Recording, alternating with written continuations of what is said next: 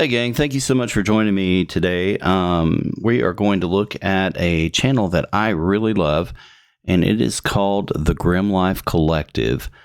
If you like this series of videos, it's just for fun and to see, different kinds of things out in the world. If you like this one, let me know. This one is called The True Story Behind the Amityville Horror, the House, Funeral, and Graves of the DeFeo Family. The gentleman that you see here on the screen, his name is Michael, and his wife, Jessica. They travel around the world and look at different places that are, well, let's just say different, shall we? Without any further ado, let's go ahead and get into this video and find out what it's all about.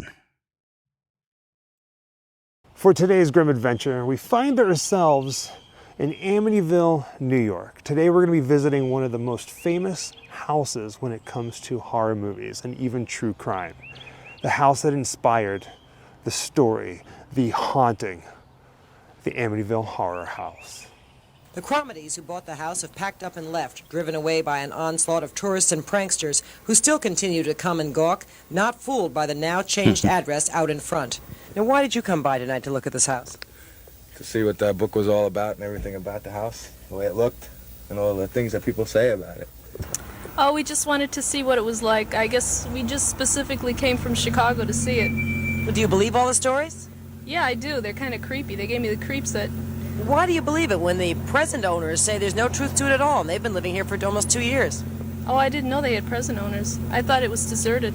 A man who said he was a friend of the Cromedies also came by, but insisted he not be photographed. You say a friend of yours lives here and you've been in the house. Is there any truth to all these stories that it's haunted and there are weird smells and slime and all those other things? Nothing at all. It's all a bunch of lies.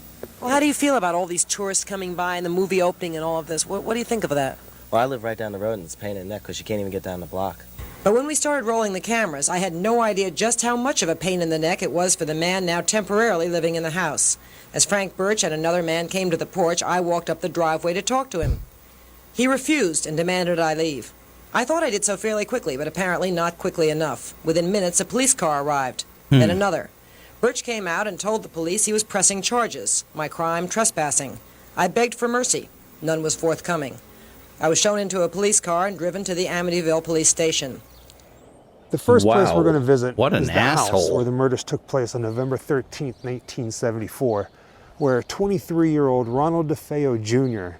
murdered his entire family, his mother and father, and his 4 siblings. Now, when it comes to the movie, The Amityville Horror, we're all pretty familiar with it. And you probably already know this. If not, it was based on real events that happened here on Long Island in the town of Amityville in 1974.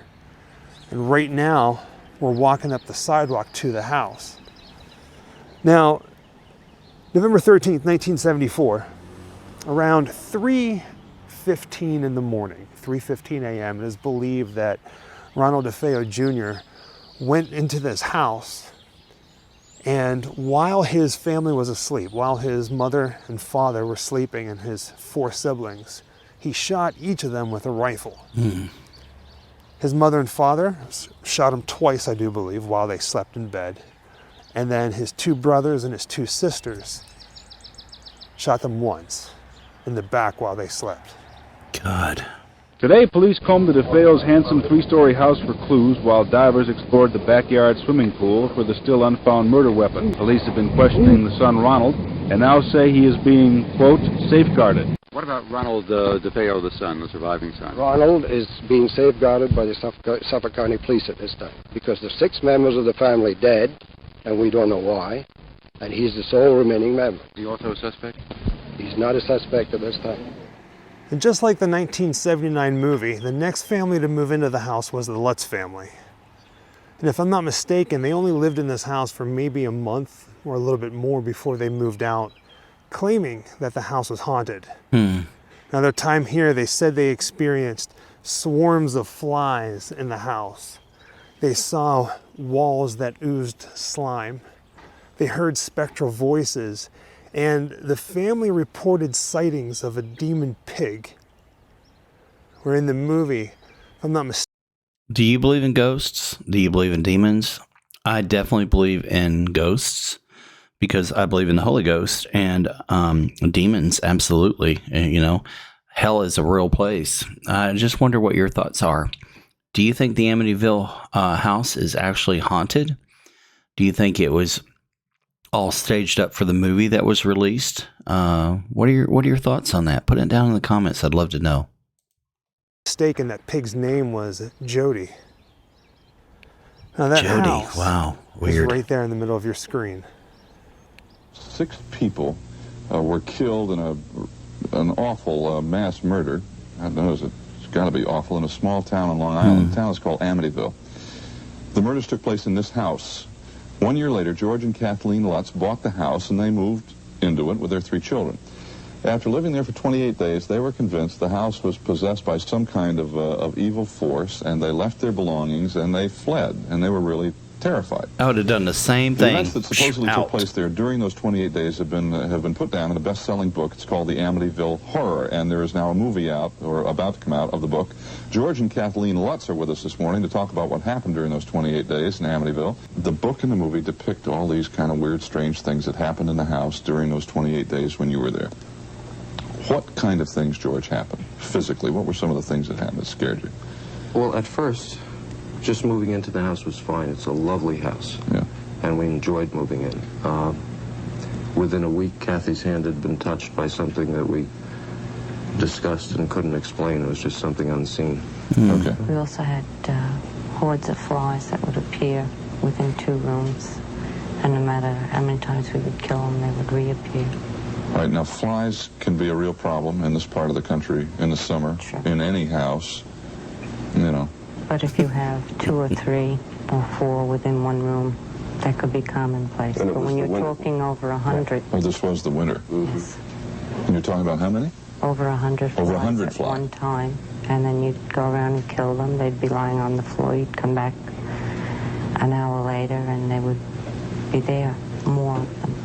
Okay, there's something about green slime. What was that? On the wall in the movie, this green slime comes out of the walls? As the movie did it, not exactly, no. Yeah. It was more of a gelatin kind of substance that we thought the children had somehow mixed something up and spilled it around the house.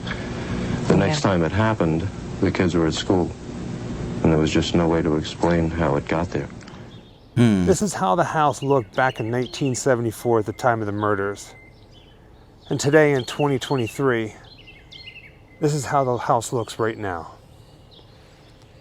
As you can see, a beautiful some things house. have changed, and I'm sure you know the stories. They got rid of those half-moon windows and put the square ones in to try to deter people from coming and checking out the house. Here's a shot from directly across the street with the house right there in the center. Now there's another crime scene photo that was taken from right about here where you can see that they have it roped off so nobody can get on the grass. I think this is as close as we're going to get to the angle of that photo today. If you look closely at the picture, you can actually see both houses, well, at least parts of the houses on either side of the house. I love how he lines up shots.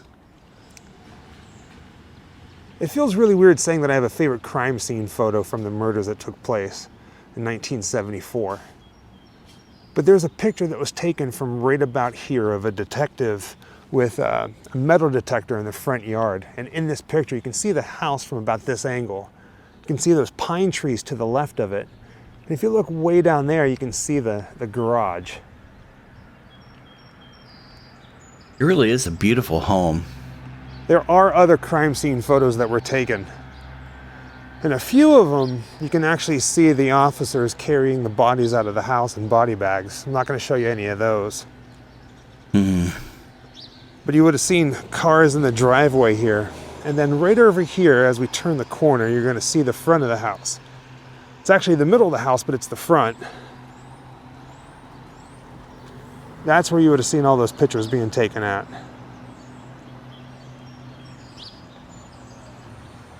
To be completely honest, both Jessica and I were a little nervous about coming here and visiting this house today, mainly because the town of Amityville and the people that live near this house don't really like people coming by and taking pictures and visiting it. I They get kinda, that. to this day, still Yeah. want to forget what happened.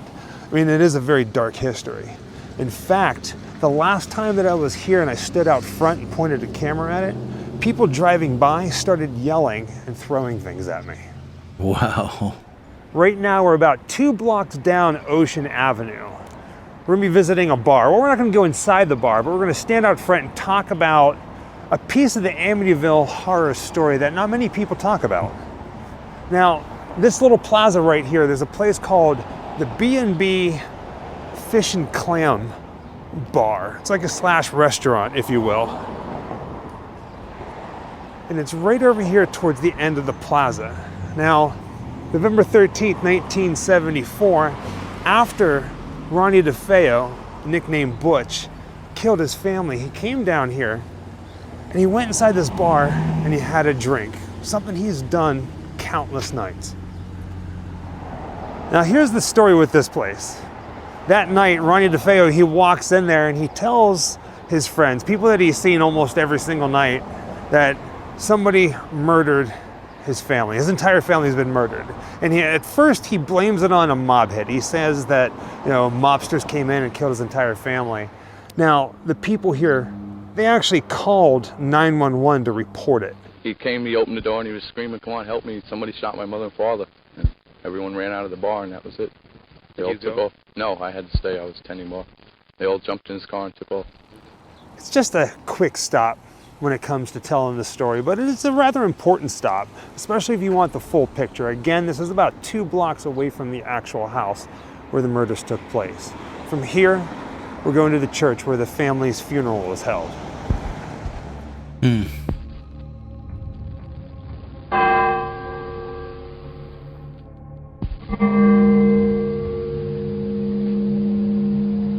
That's a very sad and tragic story.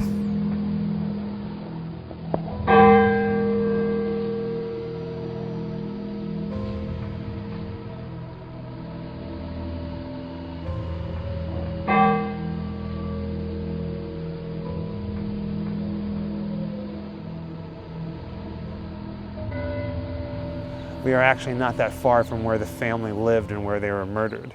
And this is where all 6 family members had their funerals, all at the same exact time. I remember reading, it was something like 800 mourners were inside the building and 300 people out here waiting, watching, mourning the loss of the DeFeo family. Now, we were actually able to get permission to get inside this church to see where the funeral was held.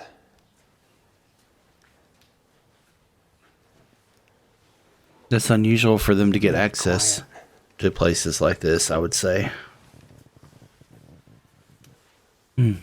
Beautiful church. Absolutely beautiful. This is it.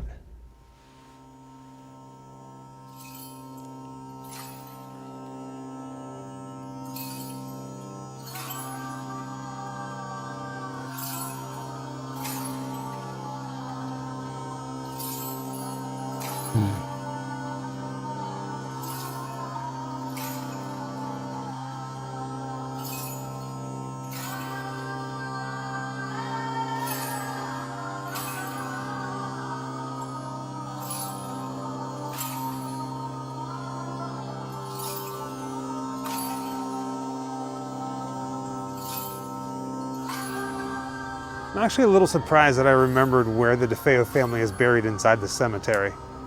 Well, the general area. It was Jessica who was able to pinpoint exactly where they. Something that my wife and I like to do, and I guess some of our family members, is we like to walk around old graveyards and look at the stones. Is that weird? I find it relaxing, and I love the history of it. And I wonder, have you ever done that? And what are your thoughts on it? They are. And that's right over here by this tree. It's a rather small but beautiful stone with all 6 of the family members' names on it.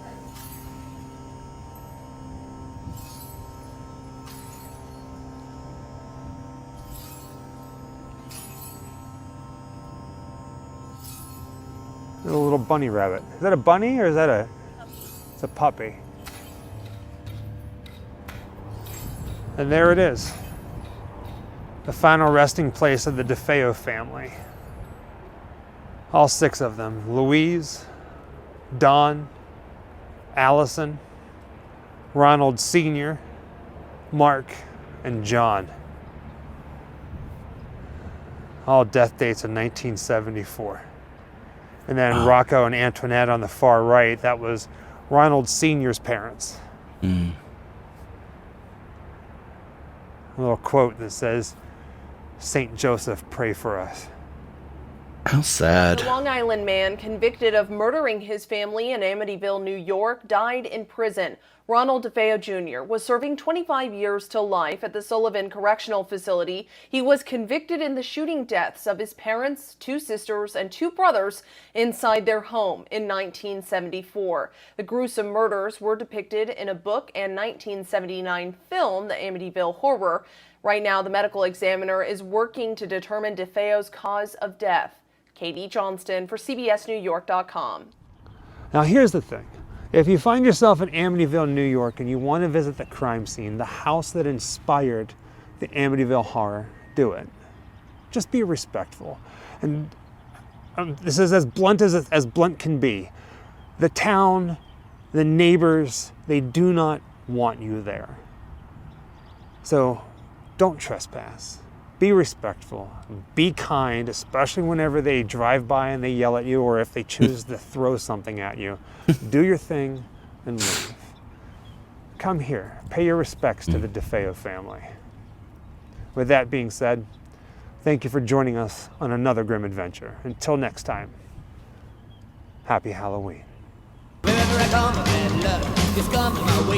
Wow. Well, that was interesting. I hope you enjoyed it. I've always kind of been fascinated with the story of the Amityville horror, and it was kind of fun to watch it through the eyes of the Grim Life Collective. Check out their channel. I think you'll like it if you like, different things. Thank you so much, and we'll see you next time.